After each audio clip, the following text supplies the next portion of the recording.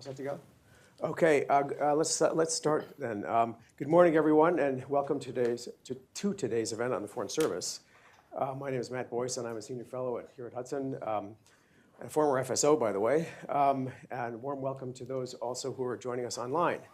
Before I introduce our distinguished panel, I will just offer a few kind of remarks to frame the discussion. And then we'll move to the panel, and then we'll move to some Q&A afterwards from our live audience. And I see a couple of people in the audience who are also from the Foreign Service, so I'm sure there'll be some incisive questions. So on this question of reform of the Foreign Service, this has been around for decades. It's a very complex issue, obviously, because it's wrapped up in a whole bunch of other issues, like, for example, how the effectiveness of U.S. foreign policy, generally, what makes it successful or not, the function of the State Department itself, the whole dynamic between the State Department, the NSC, the White House, et cetera, the reform of the bureaucracy itself, and a lot more. Some see the need for Foreign Service reform because they see U.S. foreign policy, U.S. diplomatic influence weakening, fewer foreign policy successes, and they believe the Department of State needs significant reform to deliver better results. Others no longer necessarily even look at the State Department for major foreign policy results, but rather look towards the NSC or the White House. Still others think about reform in very different terms altogether. For example, they even wonder whether we're represented in the right places around the world. But there's a broad sense that the State Department as an institution, as well as some of its key components, basically the Foreign Service, Civil Service, need reform. The last major reforms were legislative reforms were reflected in the Foreign Service Act of 1980, which was almost 45 years ago. Now, in the meantime, many people have grappled with this old issue of reform. Study groups have written long papers suggesting how to reform the Foreign Service. Just in the last few years, we've had a couple, one by the Council on Foreign Relations, one by the Belfer Center. That was in 2020. In 2022, we had Arizona State University, a long paper with Foreign Policy 21, has been doing some work recently on this. The American Foreign Service Association publishes little sort of bits and snatches along the way, and sort of proposing ways to sort of make the operation work better. But most of these attempts, there are some very sort of common themes that come through these. So always you see the term revitalizing, modernizing, right-sizing, streamlining, diversifying, and even making the Foreign Service ready for the 21st century, which of course we're now already almost a quarter through it. And of course the Secretary Blinken laid out his vision and his priorities in an October 2021 speech entitled "The Modernization of American Diplomacy," and by means of what he called the modernization agenda. He delivered an update on that just a few weeks ago on October 30th, where he reported many changes, positive changes in his view that had been made. Now, of course, opinions differ as to how successful that agenda has been. So there isn't nearly enough time to go into all this, but most I think would agree that the Department of State and AID are not delivering better results after all these reforms. Many serving officers believe the situation in key areas has actually gotten worse. Now, almost 100 years ago this year, in 1924, the Rogers Act established the Professional Foreign Service. Now, the Trump administration has a major opportunity to change policies and practices that have accumulated over time and left the institution less effective than the sum of its parts, to the detriment of the U.S. national interest. It is encouraging that the Trump administration is looking at government efficiency and effectiveness and aligning missions with resources and budgets to more closely deliver on key national interests.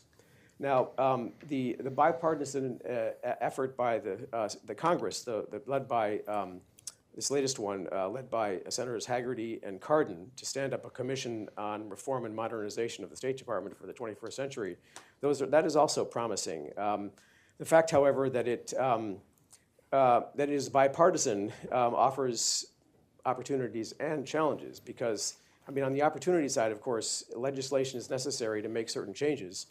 But then there are also challenges because the two parties, Democrats and Republicans, really view the organization in very different, through very different lenses. and delivering sort of yesable proposals that deliver real change and that both sides can agree upon will probably be a challenge. But it isn't our intention to go into all these studies today or to resolve these issues at all. That's impossible, of course. But we can offer some observations based on this distinguished panel's well over 100 years of Foreign Service experience. So with me to discuss the state of state are three other former FSOs, well known for their thoughtful and provocative views. Simon Hankinson, a senior research scholar at Heritage, Drew Peterson, adjunct professor at the University of Pittsburgh, and Tibor Nagy, a two-time ambassador, former assistant secretary, and emeritus professor at Texas Tech. All of us left the Foreign Service in the last few years. All of us have noticed changes that have diverted the Foreign Service from its mission of advancing core U.S. national interests, that have diluted its resources and weakened the institution's effectiveness. They have not led to more successes. It is our sort of considered opinion that the answer to the State Department's challenges is not necessarily the same old, larger budgets, more people, more special envoys, more diversity, et cetera, as most of the reform proposals advocate for. In fact, some of the solutions lie at the root of the problems that the state and the Foreign Service face. We want to stimulate debate so that the Trump administration, Secretary-designate Rubio, and the Congressional Commission can deliver significant change in the next 4 years. There is an opportunity, and there is a will and a window now for significant reform. Simon, you've written a couple, that I've seen, a couple of very interesting pieces lately on DEIA at state that show a clear shift away from the meritocracy that has been the foundation of the Foreign Service for decades and decades. Your most recent piece on promotion statistics and DEIA policies, remember the A, we have to, policies, received a lot of attention. So what have you found in your research that you can share with us? Well, if you don't mind, I'm going to back up to the 36,000-foot view just to give you the framework, because I think once you understand the framework, then my findings will make a lot more sense. And that's this. In human societies, variables produce disparate outcomes, right? Most nurses and kindergarten teachers are women. Most firemen are men. There are reasons for that. People who believe in equal opportunity believe that as long as you don't tell a man he can't be a nurse or a kindergarten teacher, who cares? As long as you don't tell a woman she can't be a firefighter, who cares? If the objective test tests the job, people compete, they do what they want to do, and merit and talent, and that's the American way. That's one view. But there's another ideology that has various names, woke, critical theory, critical race theory, et cetera, that posits a completely different philosophy, which is that any disparity between the outcomes of Group A and Group B can only be the result of structural forces, structural racism, structural sexism. We can't consider other variables. For example, Group A does 2 hours of homework a night, Group B does an hour, Group C does a half an hour. Group A, 75% of the kids are born with a mother and a father. Group B, 75% of kids are born without a father in the household. All of those are factors that lead to positive outcomes and negative outcomes. But you can't consider that in this, let's call it the critical theory, oppressor-oppressed matrix. So we have these two competing philosophies, equal opportunity and equal outcomes. And equity is now what used to, when I went to law school, meant it was a particular type of law and meant really fairness is the vernacular. But now it means desired outcomes by race and sex. It means that in any given institution, you ought to have 50% men, 50% women, 14% black, whatever the Asian percentage is, 6%, it's growing, Hispanic, 20, and so on. And so organizations that bind to this theory, I'm just going to call them woke organizations for ease of reference, have to rig the system. They have to engineer mechanisms to achieve equity. And that, in a nutshell, is what DEI is. It's not diversity. We all like diversity as it arises from competition and choice and merit. Diversity is great. We all love inclusion. No one wants to exclude anybody unless it's a profession that they have to be excluded from because they can't do the job. And equity just means fairness. But when you lump them together with a capital letter, they become this philosophy of equal outcomes. And so today, not entirely under the Biden administration, but they supercharged it with President Biden's executive orders. DEIA is a euphemism at best or a Trojan horse at worst for this philosophy of equal outcomes. And it's essentially giving us a race, sex, caste-based outcome in every organization, including the State Department. So once you see that, then you can see specifically what's happened within the State Department. So it used to be you would take about maybe 20,000 people would take the written test.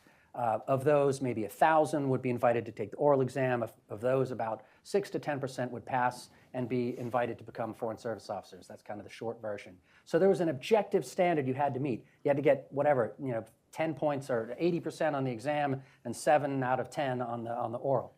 But then in about 2022, and I think it started before that, 2015 it really started, they developed another step because the outcomes weren't what they wanted.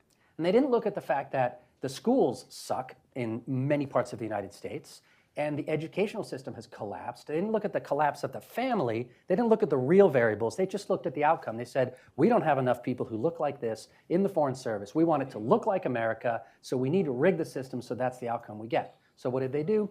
They changed the intake process so that the Foreign Service oral exam no longer had a 10% pass rate, it had a 50% pass rate. So once you got there, it was a coin toss whether you got in or not.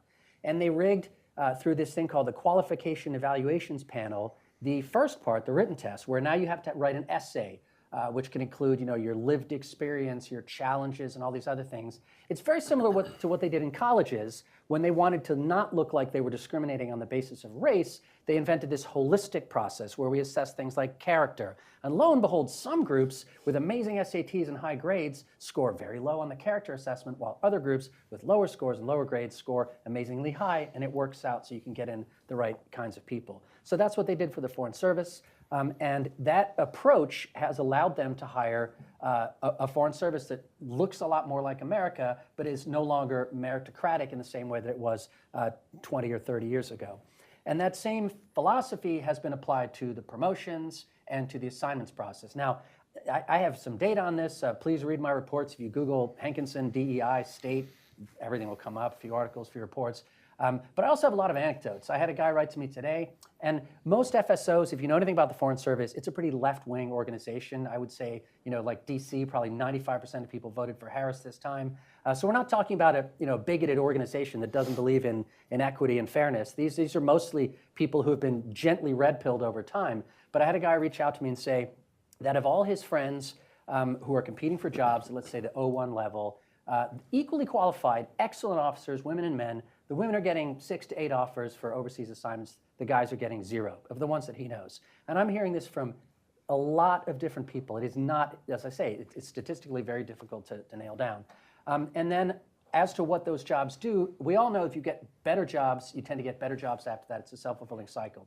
And on the promotions, if you look at the report I just came out with, which was a surprise even to me, and I'm an ultra cynic, for the last 20 years, women have had an unequivocal advantage over men in promotions. Now, you could believe that women are just better at their jobs over 20 years in every category than men. They're just smarter, they work harder. Or you could believe that someone put their foot on the scale to try to right the wrongs of 200 years, or in, I guess, women's case, you could say 40,000 years, to try to even things out. And I believe that's what's happened. There are some who believe that's right. We should right the wrongs of the past with present discrimination. My personal view is that we are not an ethnic state. The only thing we have is values. We have a constitution. We have equality. We have merit. And if we sacrifice those things in the name of equity based on caste and race and sex, we're doomed as a country. Sorry, a bit long-winded. No, carry on. Because this is a deep vein to be mined. Once you start going into this issue in greater detail, it becomes more and more an issue, and that we hear from our colleagues, and not just men. By the way, this is not just a male thing. Okay, Drew. You've been working with the Haggerty Commission, or in touch with them on a regular basis. Can you give us a sense of what's going on there right now? I mean, we know that they're standing up this commission, the Haggerty Carden Commission. They're standing it up. They're starting to staff it. They funded it, and so they've got a couple years mandate. What are they? What can you tell us about them, about that effort, and that might be of interest? Thanks, Matt. And thank you for pointing that out, and to Hudson for convening this conversation, because I think you're right that this is a window of opportunity for significant reform. So Congress has enacted in law and also appropriated a bipartisan Congressional Commission on Reform and Modernization of the State Department. It doesn't have staff yet. Senators Hagerty and Cardin were the co-sponsors of the initial legislation and have been the co-chairs. I believe we're now at quorum. There's not been a ton of press about this, but since President Biden named the White House gets four nonpartisan picks. They named them in mid-October. There was a little bit of press about that. But effectively, for most of this year, despite having appropriations, it's been sort of this steady drumbeat of appointments to the commission from both houses of Congress, both sides of the aisle, even though the commission's not yet at the point where it's operational, and likely won't be. My understanding is that now that there is a quorum, there could be staff and there could be a commission clock within about 60 days. But one of the things that needs to happen first is that Senator Cardin, who has now succeeded to the chairmanship of the Senate Foreign Relations Committee, needs to appoint a successor as the Democratic co-chair. So my understanding is that that is sort of the practical next step before the committee starts operations. So presuming that optimistically that could happen sometime after we have a new Congress in the new year, a new administration in the White House, there are some real opportunities to move forward. It's about an 18-month clock. They then can do their sort of blue ribbon panel sort of recommendations. They do need to be bipartisan. And I'm glad you highlighted at the top that that is both a huge opportunity for potential fundamental reform of the Foreign Service, the Rogers Act going back 100 years, things that we haven't been able to look at since 1980, the Foreign Service Act of 1980. So that those ideas could be big, right? I mean, this does not touch on the State Department's relationship with all of the other departments and agencies.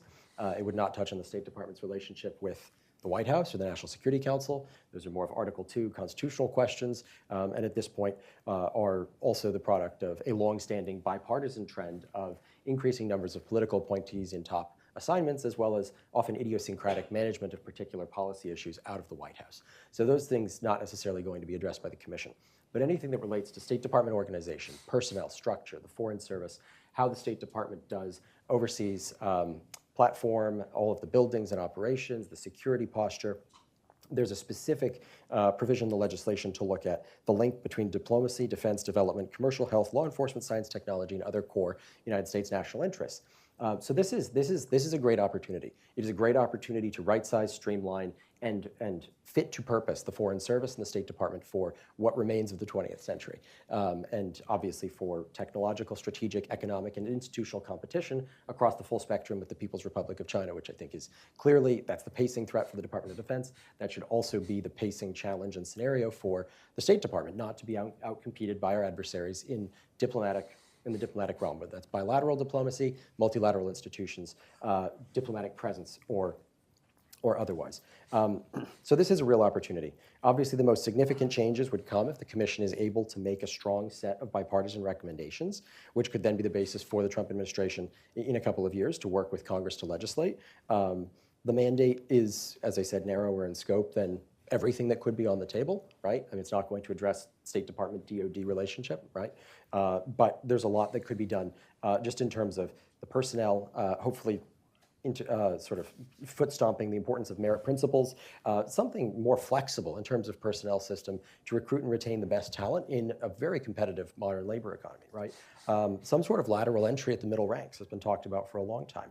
A Foreign Service Reserve Corps that would enable people to come and go from the career Foreign Service and sectors of the economy that are critically important for skills that are frankly in very short supply in our Foreign Service. Training, we've talked for a long time in bipartisan ways about how do we revamp training generally across the department, do it better. The DOD invests a lot in professional military education. This is not necessarily a resourcing issue, but it is a prioritization issue. And Congress can help the State Department to prioritize better. You know, in a utopian world, Congress might even repeal some of the mandatory reporting requirements that it's imposed on the State Department, which are part of the reason the State Department has difficulty prioritizing and doing certain things, focusing on them at expense of various other things. And so there are lots of, how many mandatory requirements are there for reports to Congress? I mean, some of those could be streamlined. That would require Congress to do. Getting back to training and FSI, developing some sort of doctrine or tradecraft so that there is a more robust, defined body of knowledge that defines the Foreign Service and diplomacy. I think that's something that people on both sides of the aisle see as important. getting our use of technology, our ability to interpret data, our skill sets in terms of economic skills. When the commission was launched just earlier this year, Senator Hagerty told one of his favorite anecdotes from his time as ambassador to Japan, which is that he was looking at a particular issue in his first week or two at the embassy and said, I need somebody on staff who's got an MBA. And so he looked around, and the staff at Mission Japan is hundreds of American direct hires. He said, surely somebody here has an MBA or a degree in economics. And nobody did. Nobody did. And so being able to bring in more people with diverse skill sets and the intellectual skill sets and capital that we need to compete the rest of the century, I think, is really important. There's no need necessarily, though, to wait for that. I mean, we may seize those opportunities, we may not. Opportunities are just that. There are probably many more that are not seized than those that are. But in the meantime, there are a few things that President Trump and his team can begin implementing starting on Inauguration Day. A lot of changes that could be made well below the level of legislation to streamline how the department does recruitment, assignments, evaluations, tenure, and promotion in particular. These processes have been criticized in countless reports, as you noted, Matt, for being insufficiently transparent, in Simon's really excellent work, producing results that are insufficiently diverse or what have you. But these are all perspectives that I would highlight privilege the viewpoint of the officers who are going through the process rather than the public benefit that is supposed to be served as a result of the process. These seem to overlook, to me, the most obvious shortcoming, which is ineffective outcomes. These processes are exceptionally inefficient and costly. They often produce high rates of vacancy, curtailments, and other things that inhibit high-performing embassy operations. The department, bottom line, spends far too much time on these processes for insufficient results. Just to sort of anecdotally, most junior officers, I did about a year of consular work as a junior officer. Most spend maybe 2, maybe more. I knew a few who spent 5 or 6 years between consular and training before they were actually assigned to do the role that they had been hired to do by the State Department. Which at this point, this doesn't, we can have all sorts of euphemisms about training generalists and all that. That doesn't do that. That produces burnout. No high-performing institution can recruit somebody for a particular role or skill set and then send them to do 5 or 6 or 7 years of other things and expect them to be high-performing in the skill set after having not done it for 5, 6, or 7 years. So I think that there's a lot that can be done well below the level of legislation in terms of modernizing, streamlining, and more effectively producing these outcomes. I'm really glad Simon mentioned the qualification evaluations panel. In addition to everything he observed about sort of diversity and quota system critiques, which I think are valid, I think another main result of the qualification evaluations panel is that it has made it much more difficult for younger people with less life experience to join the Foreign Service. So gone are the days when most of your junior officers were actually junior people coming straight out of university or wherever, because in fact a university degree still is not required, and that's probably a good thing, because if you can pass the test, you can pass the test. That was always the way it was. But today in an organization that's already too heavy at the top, we have a shortage of people in the junior levels, and we're bringing in people whose average age at this point, I don't know what it is, but it's well into the 30s. It's well into the 30s, people on their second and third careers, and that's fine. But you need to fill the lower ranks of the service somehow, and you need to fill consular roles in particular. You need to do that with limited non-career appointments. You need to do that with civil service excursion tours, and you need to restructure a lot of the intake pipeline so that we have a broader diversity of people, not just in terms of race, sex, class, or whatever, but also in terms of geography and in terms of age of life. I mean, you need to bring younger people back into the Foreign Service, even if they don't spend a 28-year career there. I mean, that was the way it was 50 years ago. Today, maybe people will come and spend 10 years in the Foreign Service, or 5, or even 3. And then they'll go do something else. And with a Foreign Service Reserve Corps, that could be easier to structure. It could be easier to structure more diverse and interesting career paths for people to come and go and develop expertise outside of the department and bring it back in. So we have not nearly enough time to discuss everything that could be done here, but I think all of these are some interesting points that could be addressed. Reorganization of the department also can happen at levels below legislation. Obviously, legislation required to address the biggest pieces, the bureaus, the overline top line budget, which again doesn't necessarily need to be bigger so long as we are smarter and better prioritized with what we have. But things like the organization of the undersecretariat, families of bureaus, that could be reorganized. What is called the J family, the Undersecretary for Civilian Security, Democracy and Human Rights, has long been a very incoherent organization that has been begging for reform and reorganization. Most of the issues that are dealt with in that bureau are either political, economic, or security in nature and could be redistributed to other families within the department. The fact that there is not an undersecretary with primary responsibility for consular affairs seems to be a major oversight. You could very easily foresee an undersecretary for N, or for, there's already a C, but for some sort of single letter principle that oversees consular affairs, population, refugees, and migration, maybe the special envoy for hostage affairs, sort of a consular affairs, border security, and migration related undersecretariat that would be coherent and would align with one of the cones of the Foreign Service. And then doing away with J, redistributing its bureaus, you would then have 6 undersecretariats that cohere to the 5 cones of the Foreign Service plus T for security, which is almost sort of a subcone. That would seem to make a lot of sense. That would seem to be the kind of thing that you could do without legislation, you could do without, there would of course be resistance from the bureaucracy, but truly there's not a lot of fanfare. This is not a political issue. This is just about making the department serve its purposes, its basic core purposes better. I don't want to take up too much time. We can talk more about the commission, its structure, what it can and can't do, but on the note of diversity and diversity of perspective, because it's been raised and I think it's important, it's very hard to put one's finger exactly on this, but Simon mentioned that the election returns in the District of Columbia were what, maybe 7% for Donald Trump? That was probably what it was. If you look at the latest Federal Election Commission data, individual donations to individual candidates, those numbers are $38,000 to President Trump's individual candidate re-election effort by people whose employer is the Department of State. $795,000 for Harris. So that is a 21-to-1 split. This is not an exact science. I don't mean to precisely divine the number of Republicans and or conservatives and or people who voted for Donald Trump who are in the Department of State.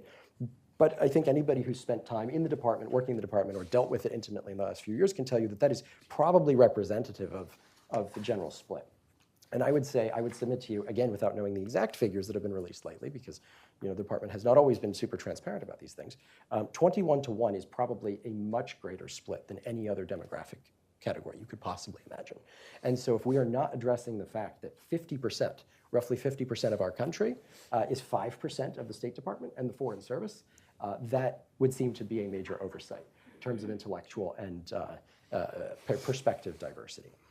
So I'll leave it at that for there because I think we are short on time, but there's a lot more to discuss. And thank you, Matt. And no, this question of diversity is, I mean, not only MBAs in Japan, a major economic superpower, really, but also this question of 90% of the Foreign Service voting in a particular way. I mean, it's hard to.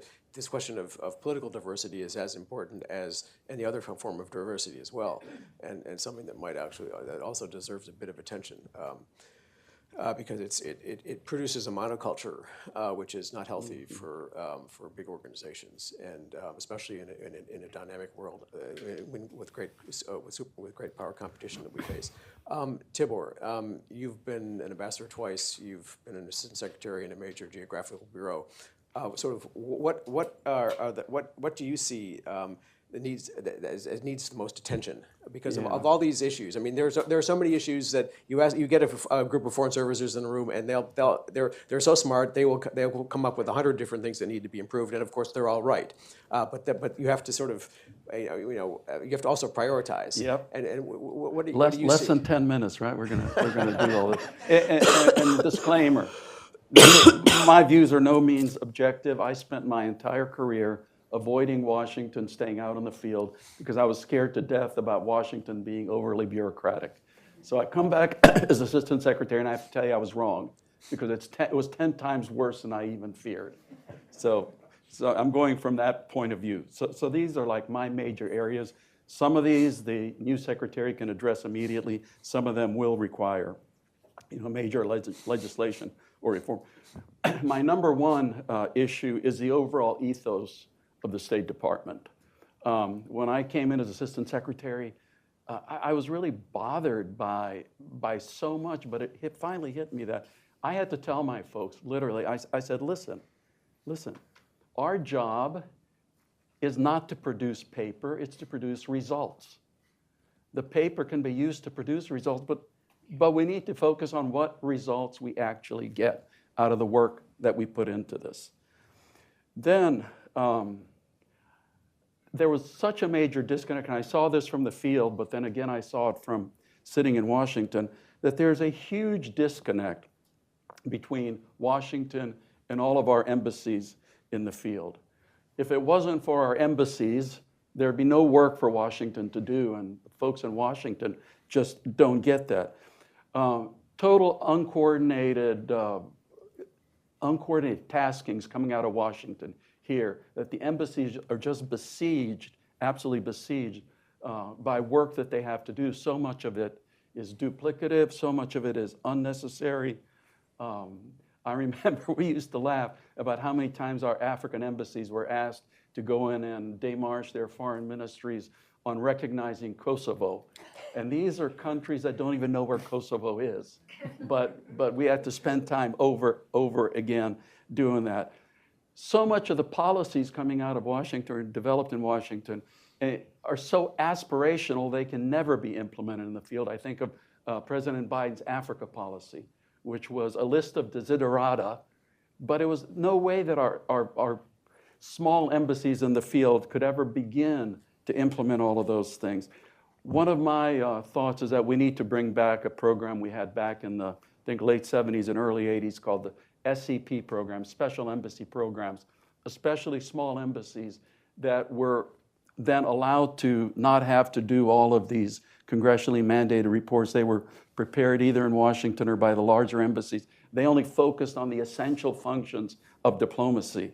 And it was so wonderful to work in one of these. When I was in the Seychelles, we had 7 people. And I promise you, we were much more productive than when I ran the embassy in Nigeria, where we had like 200 people. So bring back the SCP program. You mentioned too many offices. 24 assistant secretaries, 24, and then you add the others who are in those kind of positions, and you're at 40-something. It is absolutely ridiculous. You have special envoys tripping over each other. I hate special envoys. I mean, in Africa, I did have to, but there was a rationale. It is ridiculous to have a special envoy for a single country. You only have a special envoy, or if it's a very complicated issue requiring multiple countries, lots of travel going back and forth, and then you represent the view across there. But so many special envoys, and of course then they have their own staffs, and it's one more piece in the bureaucracy. Talking about having too many offices, then you bring up this nasty issue of clearances. They were one of my biggest headaches was getting notes, démarches, instructions, reports through the various parts of the State Department.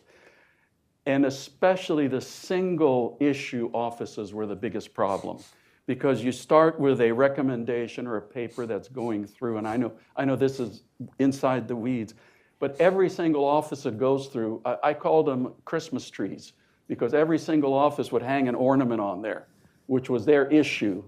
So, you know, if you're the Bureau of Funny Walks, then, you know, that has to be put on that démarche, that make that your number one priority until it gets to the next office where they put their ornament on there. And the problem is when you go through so much of a clearance, at the end of it, this paper that started out being fairly straightforward with recommendations for action, it becomes totally anodyne. And I would go to these G7 meetings and other meetings with my, you know, papers prepared, and the stuff was basically meaningless. My colleagues, especially, for example, the French, they came through with very, very precise, sophisticated points, and there I was basically reading anything that could be taken off, you know, the news, nothing precise. It was very, very frustrating. Then, for me, the biggest area, of course, is the evaluation process, what we call EERs in the State Department. To me, that is totally dysfunctional, should be thrown out, should be started from scratch and changed totally.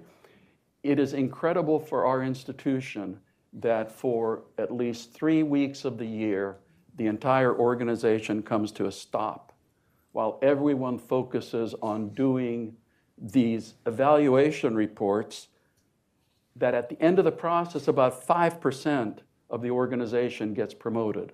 So that leaves about 95% of the people unhappy. I mean, you talk about shooting yourselves in the foot, and it is not a fair evaluation process. It is a creative writing process. The promotions are based exclusively on how your rater and reviewer can write, unless, as in so many cases, you're writing your own evaluation report. And in my case, as assistant secretary, I had 54 evaluations to write, 54, including 48 ambassadors and chargés. I knew the really good ones and I knew the really bad ones, but the ones in the middle, I didn't have a clue as to what they were doing every day. So you do the logical thing. You tell them to write their own, and then you spin it a little bit. But so many people in the State Department are doing that it is just an absolute sham. And then mentioned before the precepts. Now there are 5 key precepts, but recently one of them was changed, so we're literally, as they say, changing the goalposts in the middle of the game. And since people are scored on each of those 5 precepts by the promotion panels, it's a totally non-transparent process. No one has any idea of, you get the one on DEIA, and you don't know where that came from or why that hit you. And then, to me, one of the fundamental things, our promotions are based on potential, not performance. Now, that is a disconnect. It is such a subjective issue as what constitutes potential when you have performance. But anyway, there has to be a much, much better system. Next one is, we just have to assume that the resources are going to shrink. They're not going to be more and more resources for the State Department and more people. And we can do the work, the essential, with less people. Drew mentioned the Foreign Service Reserve Corps.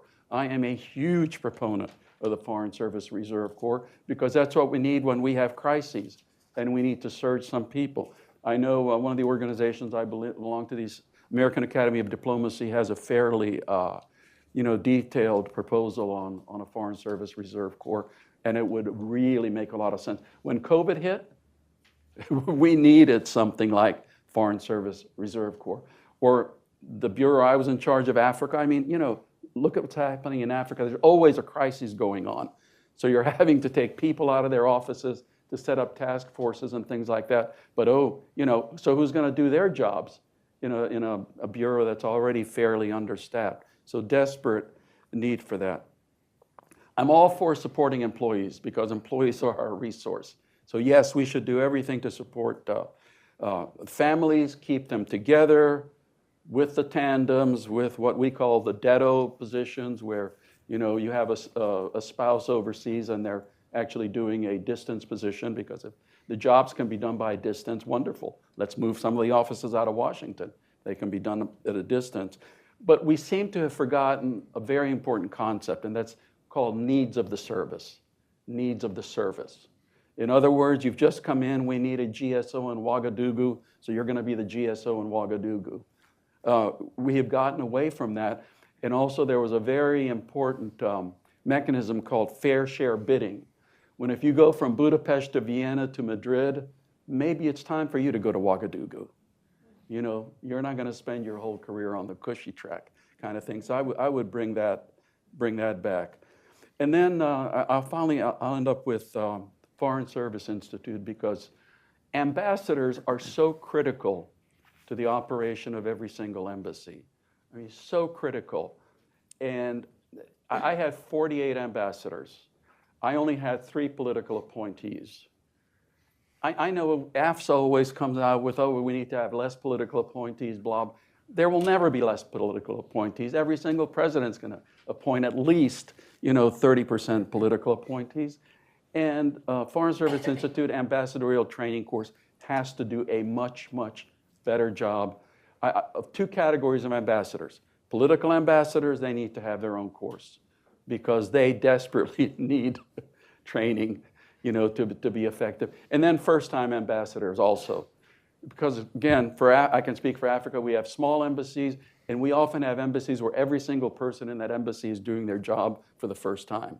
So they can't just, go ask somebody else. I felt like I was a mentor sitting as assistant secretary to like 20 some ambassadors who were trying to do it for the first time. And they would call me and say, hey, this is coming up. What in the world should I be doing? So I will stop there, but I will end up, we're talking about reform. I'm going back to 1993, Vice President Al Gore's National Performance Review, where Al Gore proposed a government that works for people, cleared of useless bureaucracy and waste, and freed from red tape and senseless rules. And then he went on to quote, Washington is filled with organizations designed for an environment that no longer exists, bureaucracy so big and wasteful, they can no longer serve the American people. You're here. So some of the things you mentioned a bunch of things, Tibor. Ethos.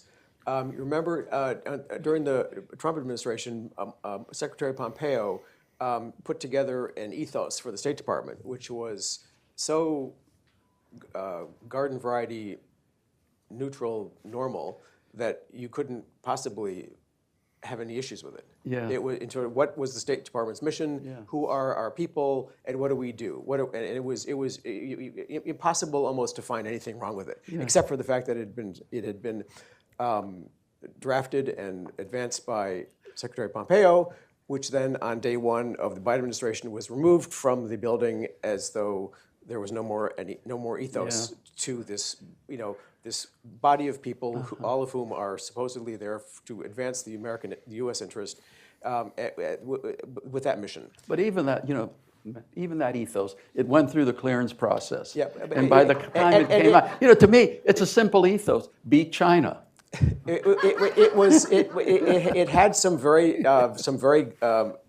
good parts to it, and day one it was not invented here. We were not allowed to talk about the Abraham Accords on the 21st of January, a massive success during the Trump administration.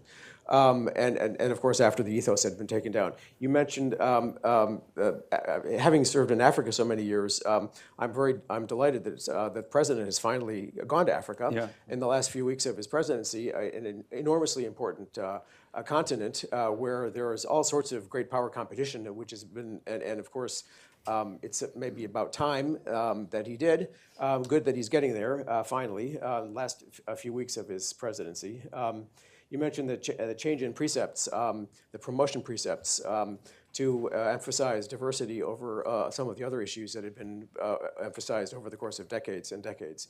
Well, a person, a senior officer at a very important European embassy in April during the evaluation period, described to me a situation where he was forced to review officers, and he was actually almost unable to tell which country they were serving in because they were so focused on proving how they'd been served on the diversity council and they'd been doing the diversity this and et cetera, so that you read this. What did Officer X do during the year? Well, this advanced diversity, but which country?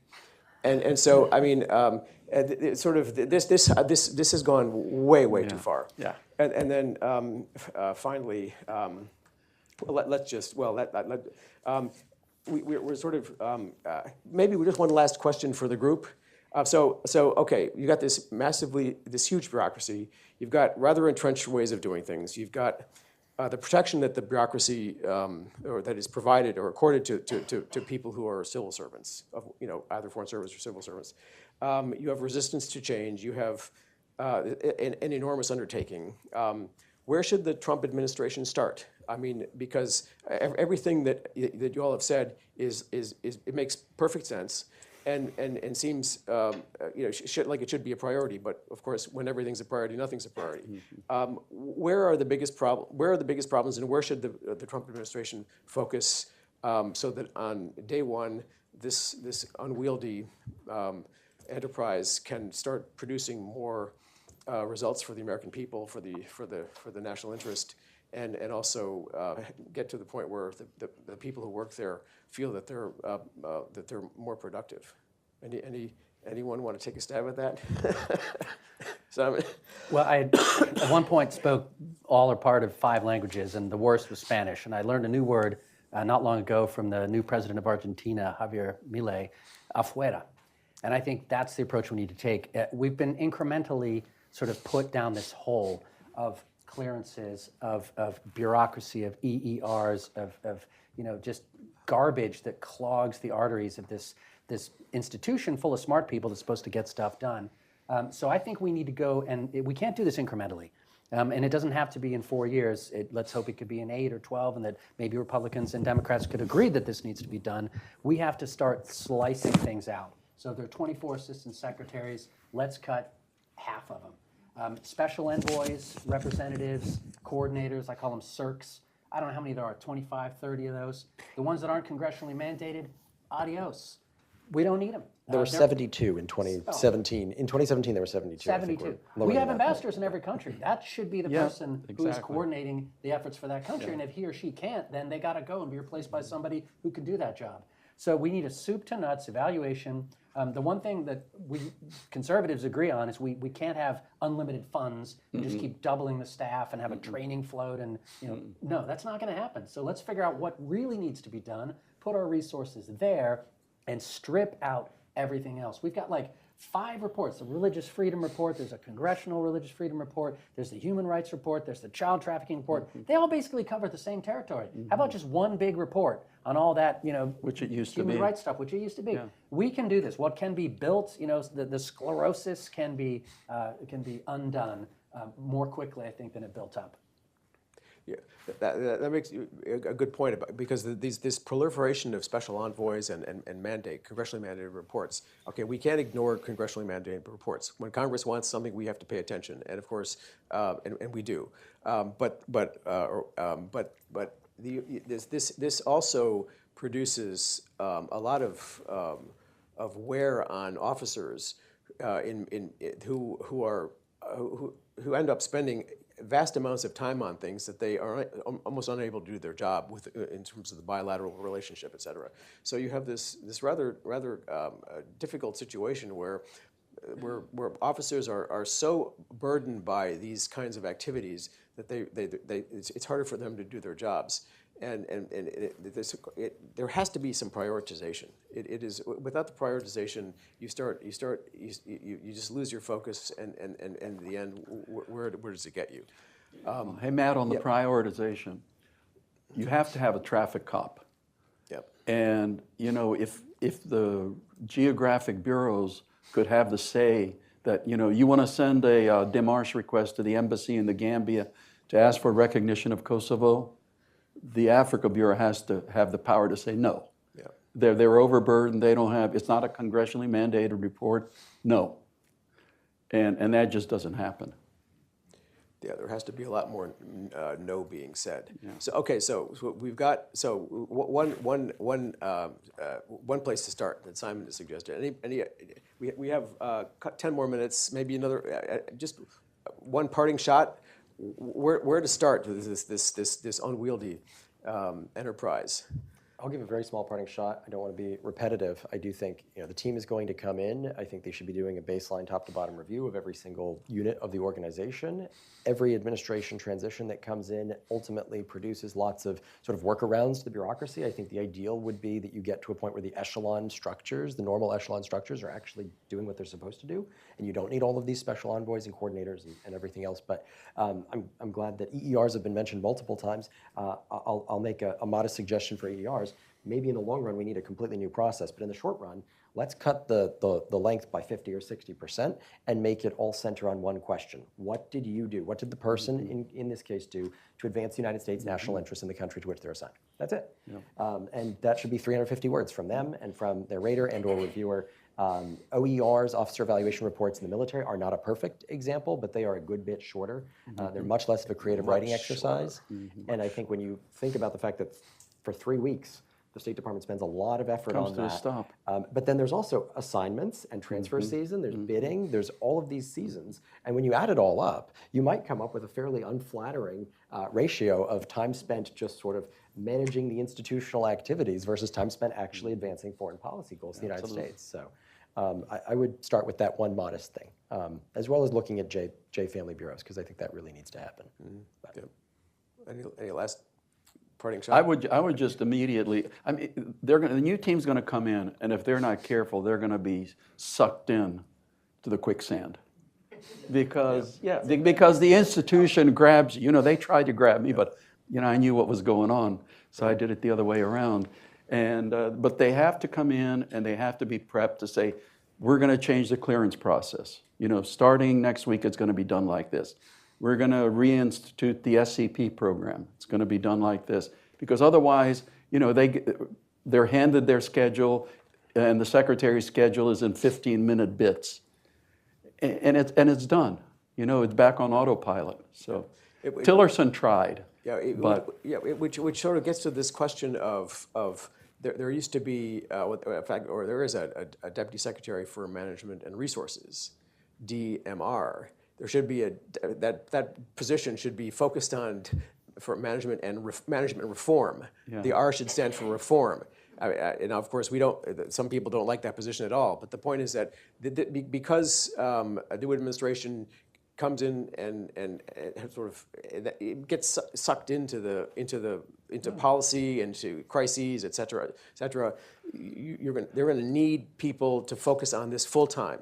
And to ensure that this actually that change actually happens, rather than just starting to get like sidetracked and distracted or blocked because the bureaucracy will certainly put up a fight, opportunity, any significant change. So the point is that it's going to require a really persistent energy and focus and top cover, so that these issues that have been festering for years and years and years can actually be addressed and will be addressed, rather than sort of just somehow rather than that is 2026 and suddenly what has happened. Yeah, we're starting to run short of time. Shall we open it up to comments, questions? How about, I see a lot of hands already. You, sir. Peter Kovach, USIA state officer for 30 years, and I've been reemployed in Newton since. I would say the biggest change in my career is that when I came in before computers, we were more anthropological. Washington would listen to the reporting from the field, buy our analyses. Now it's all top down, and not a total loss. I mean, in public opinion influencing and the research that when I've gone out to fill in as a retiree that I am presented with really is overwhelmingly good. But I think that has implications for the 5 cones. I think the political cone, which frankly dominates the ethos at the State Department, a little bit of pale male in Yale, if I can be blunt, really needs to be. I think some of the best officers, the best career ambassadors I ever worked for, were management cone. Thank you. And and I think that coming from USIA, which was an agency that was much better managed than state, I really appreciate that. I think there's got to be a fundamental readjustment of how diplomacy has changed. I mean, now we have the internet, we have intelligence agencies, we have think tanks, we have robust international press, a lot of sources of analysis. And so that field analysis isn't so important. I think we've got to restructure the whole task environment. Thank you. I think the male pale Yale thing, would not to belabor that point, but that's way overtaken by events. Mm-hmm. I mean, I know like virtually there are a handful. I mean, there are still. I mean, but the point is that stereotype may have been true when you started, but it's gone by the wayside. Not true now. Sir. Forgive me, Michael Dent. I just finished my article on this subject. So the number of assistant secretaries in higher department in 1960 was about 50. Today it's almost 200. Wow. And all of these have gotten here because over the years presidents have had trouble running this department and have made incremental changes, and we've ended up with this system where every single cause and this issue has this bureau, and all these bureaus are pushing their own agenda with no particular concern for the broader picture. And there's no one between the levels of national mission and the secretary that has any incentive to kind of reconcile these and say, no, we're going to prioritize this or that over this. And it pulls the department apart. And that to me is the single biggest issue that the department needs to address, which is also what my article's about, which is we've dealt with this sort of problem before. The military did it with Goldwater Nichols. And what you need to do is have a department that, apologies to you, that I think the Undersecretary of Consular Affairs is exactly the wrong direction. It's how we got here and how we have 200 of these officials. We need to reorganize the department on regional lines where you have one Undersecretary for Administration, you have 4 regions, Americas, Europe, Middle East, Africa, and Pacific, and then you give those bureaus and those undersecretaries control of everything else goes under them. They have the ability to say no, they have a budget, they get their operational mission from the secretary, then they go and carry it out. You have a properly organized department that has intermediate structures where people have both the ability and incentive to take in these various viewpoints, all of which I think are valuable. Like you say, it's not just political affairs, it's economics, it's all of these things. It's a more complicated world. But no one right now has that incentive or ability to say, no, we're going to prioritize these things and not those things. And unless we change that department or organization, we're not going to be able to change the culture of the department, because ultimately what happens, what gets promoted, what gets funded is what people will do in the long run. And right now we have a system that discourages any sort of bigger picture thinking beyond that national mission, and we get the results. You know, the system is optimized to produce the results that you're getting. If you want different results, you need to change the system. If you want to learn more, you can read my article. And I do think that the commission presents an opportunity to do some of the things like Goldwater Nichols did for the Defense Department. Not that all of those necessarily were the right things, or that, I mean, now looking at reforming some of those things, but to take that as a fair analogy, I think the commission presents the opportunity for that scale of change if we can get bipartisan agreement around it. In the meantime, there's a lot that could be done to reduce those 200. Many of those, I suspect, are special envoys and coordinators of various sorts. You could cut a lot of those, and you could reorganize the families of bureaus that exist by statute into more logical families. So I think that's a minimum. That's sort of table stakes. That's where you start. But I agree that bigger changes necessary. Ma'am, I saw your hand. Yes. Well, I'm a veteran of 34 years in the foreign affairs agencies, 18 as a career officer, and 8 as an appointee.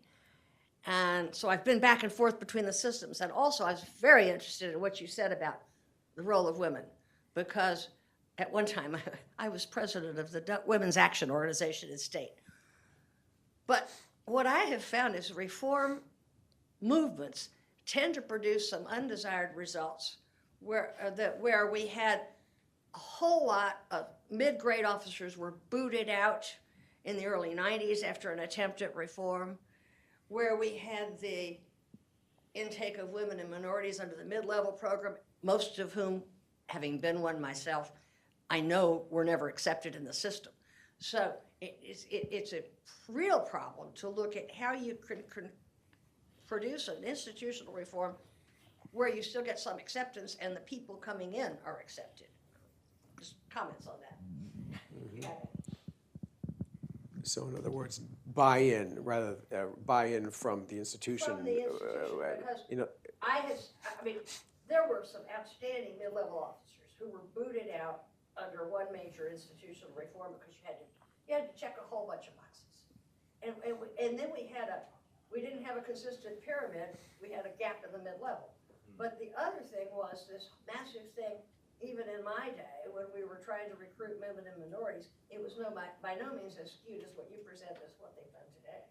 So, but if you want a reform that is structural and that addresses some of the long-term problems, especially the yes minister culture, then somehow we have to have something that doesn't continue to produce the institutional resistance, because every time we've had some sort of reform, the institutional resistance is overtaken.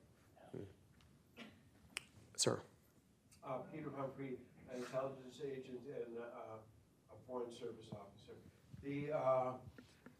The weird things I find are that the diversity thing is a little strange. I'm a meritocracy guy myself, and if the Foreign Service turns into Asian females 100%, I couldn't care less. The meritocracy reigns. Second of all, clearing cables from the embassy to the desk informally before you actually send the cable from the embassy to the desk. That gets a little weird. And thirdly, career destruction officers. try to push a sort of a diversity of your posts. But I think some fraction of us should be allowed to specialize insanely, the way the British service does. So if there's a woman who is a world expert in Yemen and she gets in the Foreign Service and she really doesn't want to do anything other than Yemen or a neighbor or two, for God's sake, let her do it. Absolutely. Some fraction of us, let us specialize. Yeah. You're here. This question of specialization is actually quite important Yeah. because we're noticing more and more cases of people who are arriving at places where for which they're not prepared. In contrast to earlier eras when you had the Chrysanthemum Club and you had the German Club and you had you had people who were deep expertise in regional areas, spent their entire careers there. Excuse me, it's not COVID. And that area, that sort of that ethos has weakened over time. It still exists. There's still an enormous amount of talent and regional and other expertise, but it isn't necessary. It isn't what it was, and it's not as valued as it was, and it deserves attention. Yes. Yeah, and just on that, I'm with this is a European guy here, and Tibor and I did a lot of the less The salubrious 25% climbs. differential. Right. So I do believe in the fair share, but I also noted throughout my career that we are the only foreign service that I ever encountered that had absolutely no language requirement when you came in. The Germans had to have English, obviously German, and like 2 other languages. Every other service, and we have 0. And some of us are good at languages. I'm not bad, but I know people who are smart who cannot learn a language, and so they kill themselves to get a 2+2+ in Spanish. And that's it. This ought to be a requirement. I mean, Yeah. we really ought to test for language before people come in and make sure that they pass that in the first 5 years, and we don't. Or at least to have 2 speeds, right? Because there are good officers who are not good at language, I think, to your earlier point. But I think on top of that, the best linguists in the Foreign Service who are a real asset to the Foreign Service are not being trained at FSI. They are being trained prior to FSI. And I think that needs to be accommodated. Yeah. FSI is something that also needs some attention, but that's an entirely. We could do a session on that. I know. I'm looking at the clock here, and I'm also looking at do we have to sort of hang it up at some point? How many more minutes do we have? A few more minutes. Okay. So a lady in the back, please. You may. Oh, thank you. My name is Deborah Ash. I'm a Foreign Service retiree and happy to be working in the Africa Bureau. My question is, I got here late, apologies, traffic was terrible, but will Marco Rubio be briefed about what we've been discussing here? And is there going to be, and I think I heard you saying there should be a team ready to go in and help implement the great ideas I've heard here. Is that something we're going to do out of this meeting? I don't know. Well, we do intend to write this up and to share it with the transition team. So there are lots of ideas out there, and the Ben Franklin Fellowship Program has been sharing ideas, as has, and so the idea is that this gets factored into the system, and we would be very eager to work with the incoming secretary and others who on these issues, because they're very, very important. Steve, did you want to? Yeah, so I'm just curious Steve Dewey, curious, question to any of the panelists. I'm curious, what are your opinions on the right sizing of the State Department personnel-wise? I understand there's roughly 60,000 local hires in foreign countries and roughly 25,000 U.S. citizen employees, and of that 25,000, it's roughly split half and half between Foreign Service officers and federal civil servants. And I'm curious, in your opinion, what do you think is the right sizing for the State Department for those different categories? Oh dear. The short answer is no bigger than it is today. Yeah. I mean, we've seen, all of us who've worked in the State Department have seen people who do jobs that don't need to be done, and we've all done things that don't need to be done. So there's savings that can be done there. Artificial intelligence, a lot of things about it terrify me, but it does a lot of things really well, like a lot of scut work that we need to do. 15 years ago, when I was in consular affairs, I proposed an automated interviewing system to take people's fingerprints, photographs, take that out of the hands of local staff and Americans so they could concentrate on the stuff that needed brain power. They were like, great idea. That's the last I ever heard of it. There's automation, there's artificial intelligence, there's ways that we can do things incredibly cheaply and if not cut staff, then at least attrit somewhat and not grow. Also reprogram staff. Matt might disagree with me, but I don't think Luxembourg needs 3 political officers, whereas Nigeria does. I don't disagree with you. I don't disagree with you. With all due respect to Luxembourg. Okay, we're starting to run. That's a hard question, but if I might just a quick example that I think could illustrate the principle. I mean, I think there's some argument for, especially with the Foreign Service, reducing size and increasing pay over time. I think that could be something that is warranted given the labor market. But setting that aside, I mean, take a very specific example. For a long time, people have said, okay, A100 should be longer. If we're very serious about having a professionalized U.S. Foreign Service that has a common body of professional knowledge, A100 needs to impart more actual knowledge. It needs to not just be 5 weeks of basic bureaucratic orientation. It needs to actually impart a core body of skills that diplomats are accountable for having and developing throughout their careers, regardless of where they serve. I think there's good argument for that, for A100 being, let's say, a semester long and intensive, and actually imparting this. And the answer from FSI and AFSA and various others has always been, well, we need more resources to do that because we don't have a training float the way DoD does. But how many vacancies are there in embassies overseas? I mean, couldn't we start closing up some of these things that have been long-term vacant or subject to serial curtailments by a series of officers and start building that training float out of Hyde if we think it needs to be done? I guess the bottom line is, if it needs to be done and if it's a function that needs to be done, it should be prioritized at the expense of other things that are currently being done that don't need to be done. So. Yep. Any last parting shots? Everything? Sir. Just speak up. I'll speak, yeah. Hi, my name is Sharif. I currently work in AI and biosecurity, but I'm awaiting clearance for a role at state.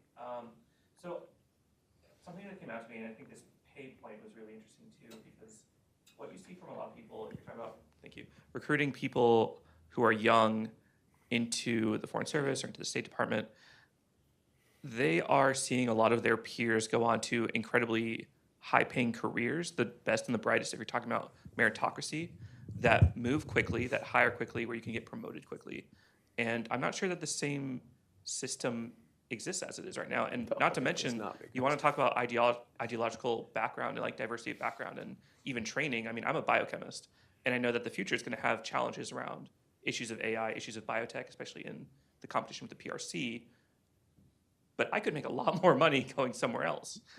And not to mention the fact that the actual hiring process takes so long. You know, I mean, start to finish, if you're coming in, you know, I grew up in the Midwest, I don't really have anything in my background, but it could easily take something like from FSOT to actually starting A100, anywhere between 1.5 to 2.5 years.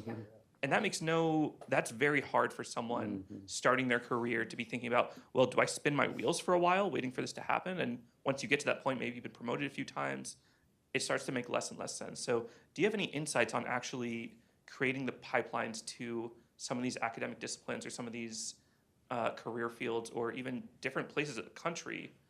I mean, I never knew how to join the Foreign Service until I went to graduate school. And I had an ambassador who took me under their wing and told me about it. So I never would have guessed how to like enter this kind of path. So I would love to hear any insights on any of this. I think it's a great question, and I mean, I would say thank you for suffering through the process to serve our country. I think that's great. We need more people like you, and if we're not making it easier and more attractive for people like you to join the State Department, I think that is a huge missed opportunity. And that has to do with sort of diversity of intake pipelines, whether that's diplomats and residents around the country, reaching out beyond sort of just the standard public policy and social sciences programs. Those are still going to be, I think, under any scenario, a majority of the type of people who are attracted to the Foreign Service. We absolutely need, you know, whether it's a new cone that actually deals with, although, you know, the economic cone is supposed to deal with all of these issues. Like maybe we actually need more people on AI and biotechnology in the economics cone. So maybe there's subcones that attract people to different subfields that could be useful. But I think that you've highlighted a really important issue for our country. And of course, the unfortunate thing is what you just said has actually been said now for at least, I've been hearing it for at least 30 years, and no mechanisms have been developed in that period of time to address these problems. So here it is, 30 years later, or whatever, maybe even longer, and they're still talking about the same things, not having been resolved. So I don't know. On that happy note, I don't want to keep everybody longer than thank you very, very much for joining us. Thank you to our panel. All right. Yes, and yeah, and come again to Hudson to our next events.